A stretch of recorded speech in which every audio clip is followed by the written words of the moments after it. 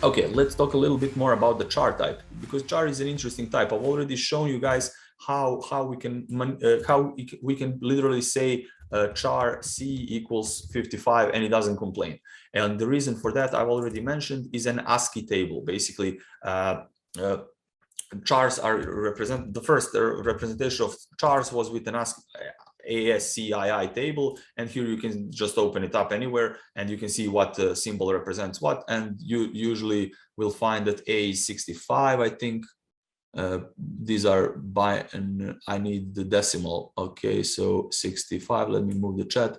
65, yeah, that's the letter A, so now every symbol has its own correlating number, so we can, that's why we can literally say char c equals 55. And if I now print out that to the, okay, this popped up, if I run that, now we will actually not see 55, but we will see 7. Why did we see 7? Well, I'm assuming number 55, here it is exactly number 7. So yeah, the representation of number 7, its corresponding ASCII number is 55.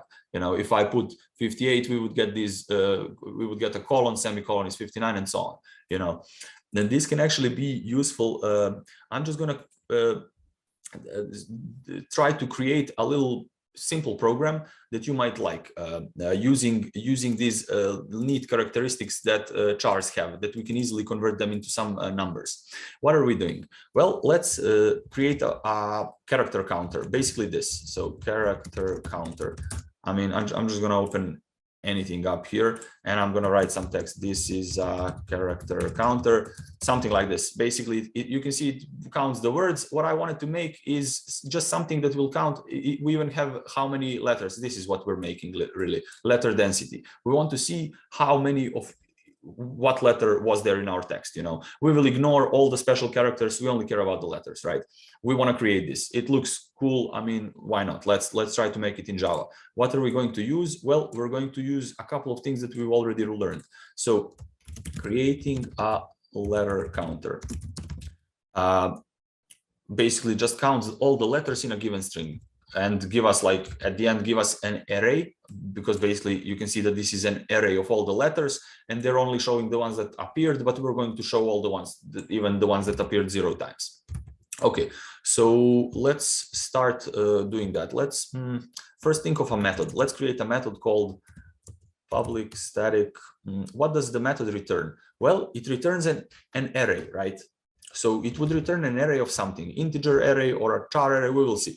Basically an integer array, because we will have for each letter the number of times it appears in the text, right? So it will be an array because every letter has its own value, and it will be an integer array because every letter will have an integer number, how many times it appeared. So our array would look something like this, A appeared, I don't know, 4 times, then B appeared 3 times, then C appeared 0 times, and so on, for every letter, where this would represent A, B, C in order, right? Because that's the easiest for us. And we will now see how to create that. So we're returning this, and based on the position, we will easily convert. For example, we want to know what letter is this. Well, we just say, okay, which is it by order? It's like third. So it means it's letter C, right? So then we will print out, okay, letter C appeared 0 times, and so on, right? Does this make sense so far? I just want to see if you're following me. This is what we're creating, and that's why we're returning an integer array. We will call the method count letters. And what do we take as an input here? Can anybody maybe try to guess what is our input here? What are we taking here? What are we counting our letters of?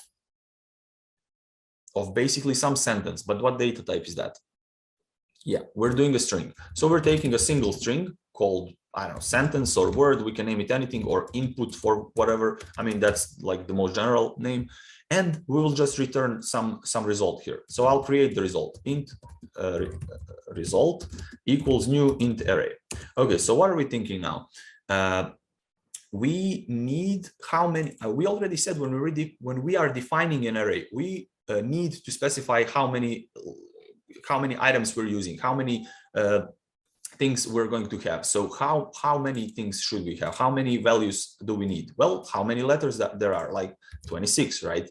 So we are creating an array of size 26. We will actually, this is our another, how do you say that?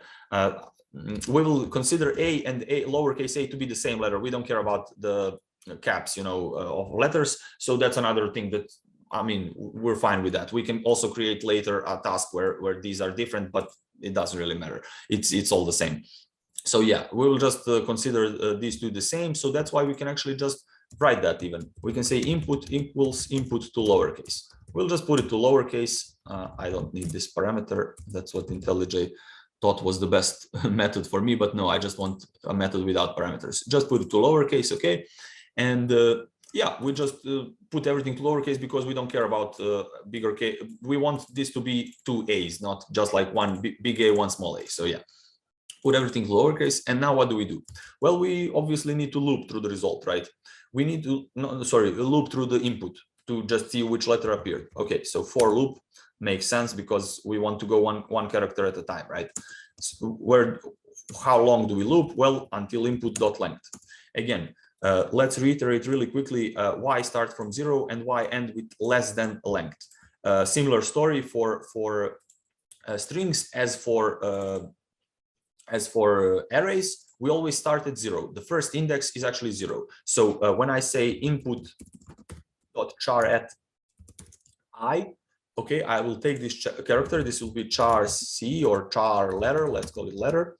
When I take that, I want to start with 0. I want to, because it's from 0 up to length -1. The last one will be length -1. Basically, if the length is 10, the last index will be 9. So that's why I'm going to less than the length. So if length is, say, 25, I want my I to stop at 24 because there is no letter at 25. One important thing when you're creating your loops, always pay attention to that. And actually, at some point, it'll just become a habit, starting with 0, going up to length, not including it. Very important. Okay, so what do we do now? What do we do as people, in our heads? How do we perceive this? This is an example sentence. What are we doing as people now in our heads? When you start, for example, when you want to tell me manually how many letters of each, how many times each letter appeared, when I ask you, what do you do? Well, you start with T. You say, okay, T appeared once. Cool. H appeared once. Then I appeared once as well. S as well. So you go letter by letter and you just update the values, right? So all of them start at 0. And when you now reach I again, you just go here and you say, okay, I appeared 2 times now. Okay, we are at S.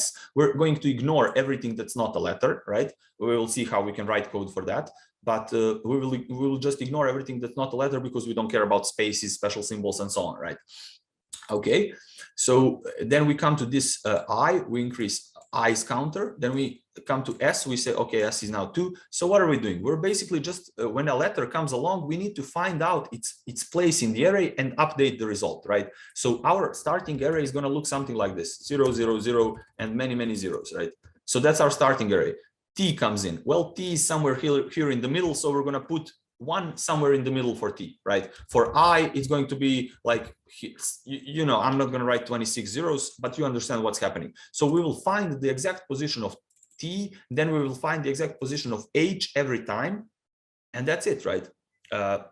And then we will just update. We will actually just increase the counter by 1. So now this will be 1. This will be 2 maybe at some point if we have 2 C's. Then third C comes along, we increase this to 3. And at the end, we will just end up with something like all the letters will have their count here, right? Okay. Do you guys understand the idea first? What are we doing here? Does it make conceptually, does it make sense what we're doing? And now the code will be much easier if you understand the idea. The code itself is just like a little manipulation. How do we know from the letter? How do we determine the position? And vice versa later, how from the position like 17, how do we know that's letter like M or N, Those are the only 2 hard things that are left to do. But if you understand this idea of what we're doing, then that's not going to be that complicated either, right? Okay, so what do we do with the letter now? Well, we somehow need to get from that letter, we need to get the index. So I'm going to create a variable called index of that letter. So how do we figure out that index? What value do I give it here? Well, we already said A is going to be 0, right? B is going to be 1, right? C is going to be 2 and so on, right? But now what else do we know about A? Well, let's check out our ASCII table. That can help us out. Actually, or we could have put everything into uppercase, doesn't really matter. But for lowercase a, let me just move a little. Lowercase a is 97, you know. So basically, if we get like this value, for example, how do we figure out the position of m? It's 109, but we need to just figure out how far away is it from a. A is 97, m is 109, so 12 places from a will be m, right? So for any letter, we actually just need to take, this is like 97, this is 98, and so on. So now if we get letter b, what do we do? How do we figure out its position in the array? Well, we just take b, which is 98, as an integer, you know, because it has a representation as an integer. So we take this 98 and we subtract 97 from it, getting 1. Why did we subtract 97? Well, that's where a started, right? That's the a's value. We just want to see how different is this value from a's value. So what do I do here? I do letter, whichever letter we got, minus a. Which might look weird, but this is really all that we have to do. It's as simple as this. We just take this letter. If it was C, this will be 99. A, we already know, is 97, so index will be 2. If C, we will get index 2, which is exactly what we wanted. What happens if the letter is A? Well, if letter is A, this is 97, minus 97, 0. So we get 0 for A, which is, again, exactly what we wanted. And for every letter, I can keep on writing them, but for every letter, this value minus a's value will just give it the exact difference between a and that letter, which means the exact shift in index that we need to do from a, right? So this index will give us exactly the index that we need to update for that letter that we just saw, right? So what do I do now? Does anybody have any idea? So what is the line that I need to write here now? Now that we know the position of this, what do I do? We found it once more, you know, it's the current letter that we're looking at. What do I update here and how? Can somebody try to help while I need to stretch because of my bad back?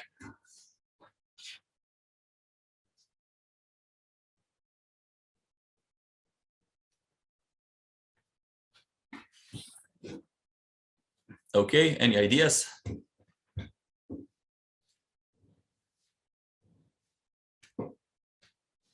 Okay, then I'll just tell you, we basically need to update in our array, our result array, which we created. I just need to move that before the loop, of course, because we're going to use it in the loop. So I'll just put it here. I just need to update result of index. And what do I need to do? I need to increase it by 1. And this is all that I need to do. I want you guys to follow with me because this code will be like 7 lines of code total. You can see that we already have like 5 lines here, and that I think maybe that's even the end of the task itself. We will just need to display all the values later. But basically, this is it.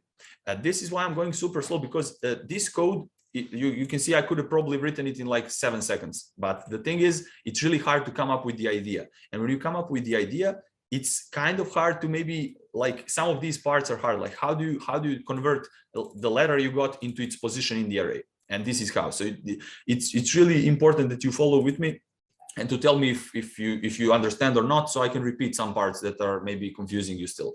But this is it. This is the whole thing. And at the end, we just need to return results. So I'm just going to say return result. And now we can even test it out. We will test it out soon, but I'll just go over it one more time just to see line 27. Okay, so line 27, maybe I moved it. Is it still on line 27? Okay, so here I'm taking one letter from our input. I'm going a letter at a time. So this would be this is an example, this would be T. Of course, it would be a lowercase t because we first put everything to lowercase. So I would take T, and now my letter would be T. The value of letter would be T. And now we can even look at this. We are going to look at this now using a debugger, which is really great. I don't think we're going to have bugs, honestly. But I want you to be able to see what's happening in every iteration of the program, how it's actually calculated, what letter is, what index is, and what result will be. I'll just put an empty line here just so we can put a breakpoint on it, just so you can see the result after it's been done. Because if I put a breakpoint on it, it stops short of that line. It doesn't run that line. I just need something else to run. I mean, I could have put probably something stupid as well. I mean, we're just going to have a print line. Okay, now I need to just call this method here. I'm just going to say int letter frequencies or letter count equals count letters of this is an example sentence. Okay, and yeah, I'll just put the breakpoint there. I'll hit my debugger. Okay, and now you can see the input is this. I'll just move my picture around so we can all see what's happening. I need to move the chat somewhere. Okay, so now let's take a look here. Look, result is 0, 0, 0, 0, 0 plus 16 more. I mean, we can of course examine all of the values. They're all 0. Only one is 1. Which one? Well, we got letter T. So letter T, as you can see here, letter T or 116. And if we take a look at our ASCII table here, lowercase t, here it is. It's 116, of course. So then here we subtract 116 minus a, which is of course we know 19, and the result comes out to 19. So at place 19, which is here, put a 1, or not really put a 1. Take whatever's in there and increase it by 1. If there was 5 there, it would be 6. So yeah, and now we can check out this after a couple of iterations. So we do one more. We got letter H, which is like, I don't know, index 7, because it's the 8th letter of the alphabet. So it has the index 7. And you can see here at index 7, we have a 1. And moving on, the next letter is I, which is of course after H. And you can see here after H appeared a 1. Then we go here. And now actually we are at letter S. And now something weird is going to happen. Our program is going to crash. And how do I know that? Well, I know that because I've done a lot of coding. And what is the reason here? Let's check it out. This happens. I mean, our programs crash all the time. So let's check out what we've done wrong. What are we doing here? Well, it says it's crashed on line 30. Click on the line 30, go there, and it says result of index plus plus. So increase the result of index. But what does it say here for the crash, really? What is it telling us? It's saying index minus 65 out of bounds for length 26. Whoa, this is, we got index minus 65. So let's hit our debugger again, but now let's create a conditional breakpoint. Another really useful thing that you can do. You can create a regular breakpoint and stop at it every time. But if I right click on it, I can give it a condition to stop on it only at certain times. I don't want to stop when the index is good. When the index is good, we've seen already it works fine. But when index is negative, I want to stop. So I'll just say if index less than 0, yeah, stop at that breakpoint. I'm going to hit debug. And let's examine this. Oh, okay. Now letter is actually a space. So space apparently has a representation. I mean, we can check out our ASCII table, but we can also trust this. It has a representation minus 32. Sorry, 32. So its number is 32. Yeah, that really doesn't fall into our range here from A to Z, you know. So we need to actually ignore all the things that are not from A to Z. This is how we solve our bug. And the bug happened because we said, okay, 32 minus A, which is 97, and you get negative 65, and you're trying to access element negative 65, which doesn't exist. You cannot have negative indexes in the array. Similar story would have been if I had like, I don't know, a special symbol here, and we can even run our program without a space, but put a special symbol here, like hashtag at the start. So now if I hit debug, you can see that it will immediately go here, and now you can see hashtag also has 35. We could have also gone the other way. We could have also gone beyond 26. That would be a problem as well. Not only negative indexes are a problem. Also, we could have like, let's do this curly bracket because it has a greater, it's after the letters. So let's do a curly instead of this hashtag. So just to show you that it would crash again, but with slightly different. Now it just crashes. It said index 28 out of bounds for length 26. Of course, we're looking for element 28 when we only have 26 elements. That's not good, right? So now I can even modify my condition here to say index less than 0 or index greater than input or then result dot length, so when it's greater than the length or equal to it, really, because the index must be less than the length, that's when you want to stop. So now let's debug again. Okay, now we have it here. This is 125 minus 97. We get 28 as the index, and that we're trying to access the element which doesn't exist. In some languages, this would not crash. It would just produce some bonkers result, like in C++. It would just give you a value that's there in memory, but maybe in newer versions it would crash. I'm not sure, but yeah, you can see that. Do you guys understand what's happening here?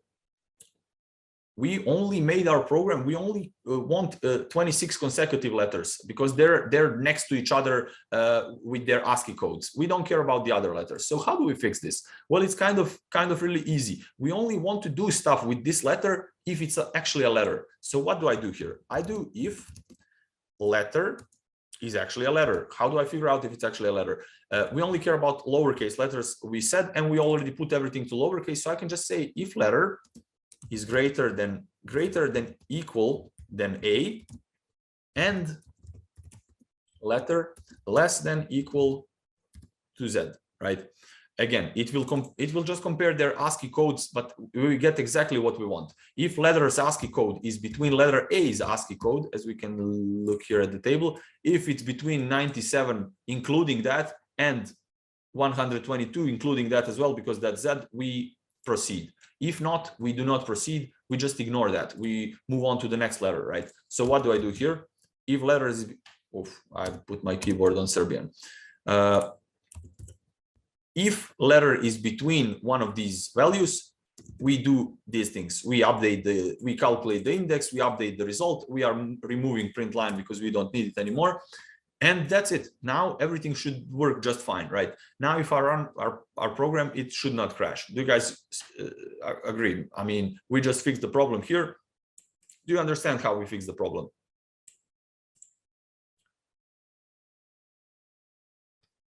Is it clear what we've done here? We're only going to update stuff and like calculate indexes and everything if the letter is an actual letter that we care about, from lowercase a to lowercase z, right? So if it's less than z and more than a, we need and. We don't need just or, because I mean it needs to be exactly within that range, right? We move on and we update, and we now have our results. And now, of course, if I put the breakpoint here and I debug, I can let it even over a space, it will just not crash. So now we can see what the letter is now. Oh, we even skipped over the curly, so it didn't crash on the curly either. So now letter is S, so the first S. Now we can let it go once more. Now the letter is I. It even skipped because my breakpoint is here. So if it went here, checked that space is not within this bound, and it didn't even stop here for the next try, didn't even go here for the space. So that's why we just skipped to the I here, and it'll just update for all the letters. And now we can eventually just print everything out, print our results out. So now that at the end of this, we will just have this updated list that you can see already after a couple of letters. Now we're at A. I'm assuming this A. We already have some letters that appear 2 times. Here is one, here's the other one, and so on. So now the only final thing that's left to do is we need to actually just display the results. We need to somehow take this and, we need to take this and convert it back to the human readable format, basically. Like, we don't want to say, letter 0 appeared 1 time, letter 1 appeared 0 times, letter 8 appeared 2 times. What letter 8? For us humans, we want to see that's H, or I. So yeah, let's just do that. Let's just kill this run. Do you guys understand the thing that we made so far?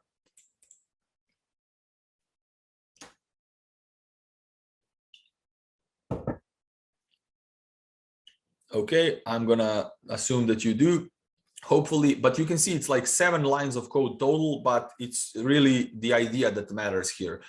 If you understand the idea properly, you will be able to reproduce this code on your own easily. If you don't understand the idea, it doesn't matter, it's 7 lines. You're never going to memorize this. It's not a thing you need to memorize, or you should memorize, right? You need to memorize the ideas always. Okay, so what do I do here? Well, I basically just need to go with a loop. So I'll just say for loop, of course, through letter count dot length.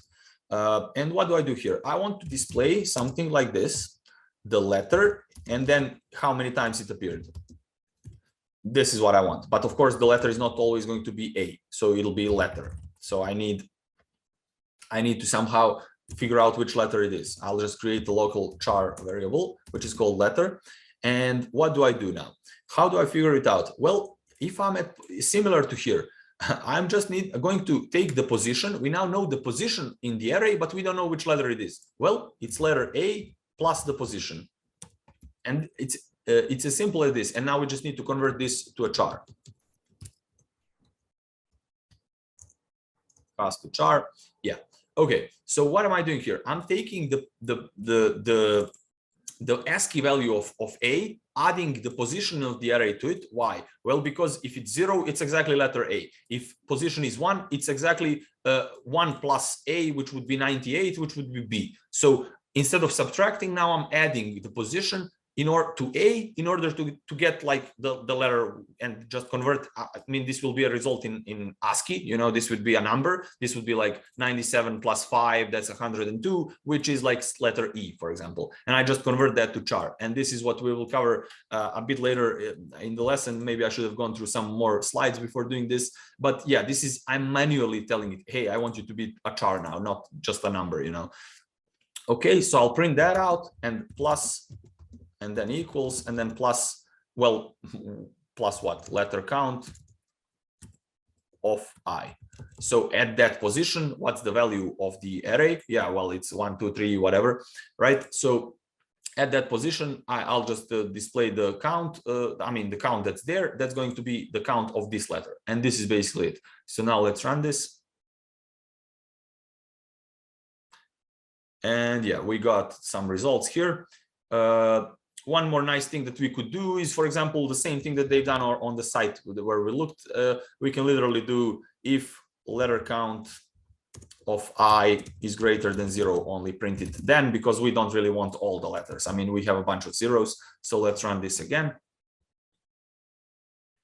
And these are all the letters that appear. One more super nice thing that we could do is we could actually sort them by, you know, we could actually manually sort them to go from highest to lowest or lowest to highest, which I think we will actually do as well. I think I might take some time from today's lesson to explain some. I mean, this is some really important, you know, loops and arrays practice as well, not only covering chars as you see. So yeah, let's just chuck this sentence in our thing here to check it, you know.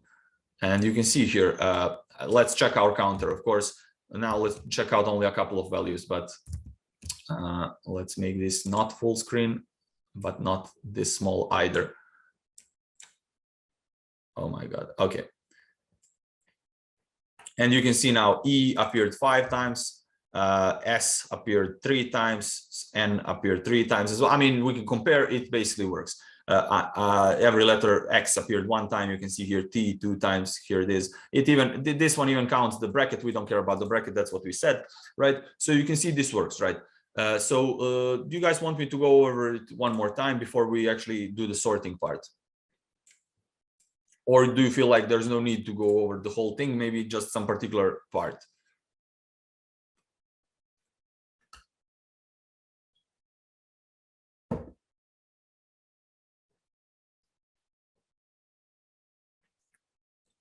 Okay. Yeah, I'll just briefly repeat the whole thing. First thing we're doing, we're putting everything to lowercase because we said we want to not make any difference between lowercase and uppercase letters. That's what we just decided. If the tasks, like if somebody asked you to do it differently, you could do it differently by just having another array for uppercase letters, doing this whole same thing just for uppercase letters, right?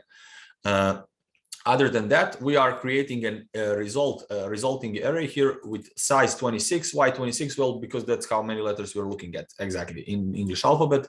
We're going through the input 1 character at a time, taking that character, comparing it, seeing whether it's between A and Z, including both of them. If it is, then we're doing our calculations. If it's not, we're just skipping over the whole thing, ignoring that character. That's a special character. We don't care. Okay, so here we're just calculating the index of that character, which index in our array it'll take. As we've seen here, like every letter corresponds to a certain place in the array, right? So we calculate that by saying what letter is it and how far away is it from A, by subtracting A's order number. Basically, this will have some number, it's 112 or something, this will have 97. So we now know it'll be like 15th in the row, and we update the result of that index by increasing it by 1. We just found one more letter at that index, right? And basically that's it. We just return the result because the resulting array will be filled up with all the values that we need. Here we take that, we save that into variable count letters of some sentence, right? And we go through all the, we could have also made this a method, you know, another method, which is what I'm going to do. I'm going to call it like display letters or display letter count. So you pass inside of display letter count method, you pass in the array of counts, and it just does this for you. So we can now call this many times. We can do like display count letter of count letters of another, I mean, sentence, right? So you can see here, I don't even have to save this into a variable. I can immediately pass the result of this as the parameter for this, which is, I mean, this is how you should be designing your methods. This one just does one part and the other one does the other part. Why did I split this into two methods? That's again a good question.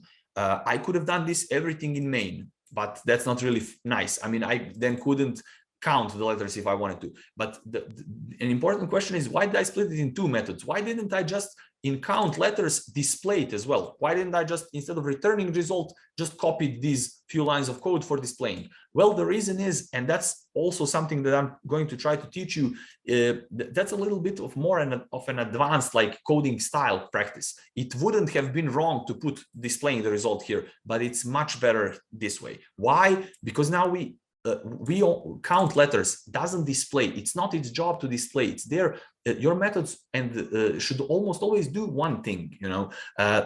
They should count, one should display. Then you can combine them in multiple different ways, first of all. And second of all, I mean, what if somebody wanted to display this not in the console? So I'm displaying this in the console only. But if I'm counting only, I can pass the result to the caller, and the caller can decide how is he going to display the result. On an Android phone, it would look something like with some text boxes and so on. On a website, it would look something like with, I don't know, some HTML behind it, right?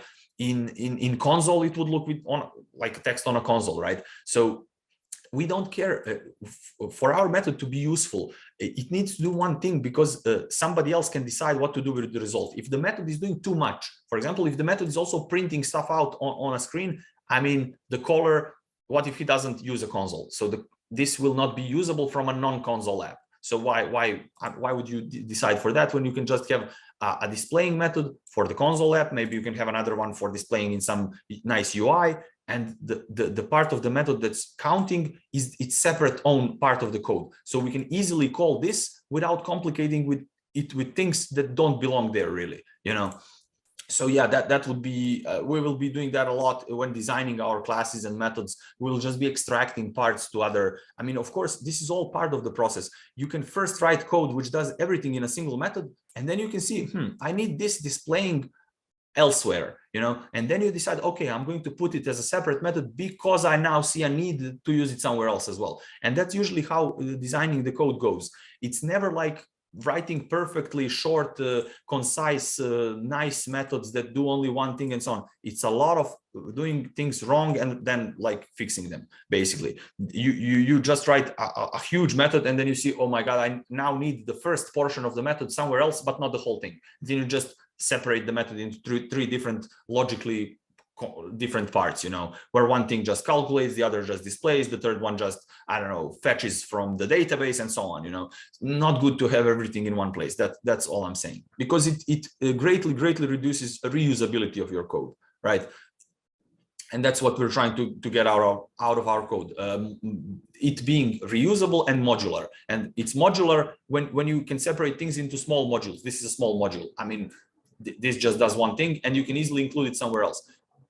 However you got to this letter count, maybe somebody else gave you the letter count. You don't have to use my letter count. There's a better letter count out there in the world, right? So if you use somebody else's letter count, he would give you results like this, and you just display them in some certain way that you want. You don't have to have your displaying so tightly connected to counting. Displaying is displaying.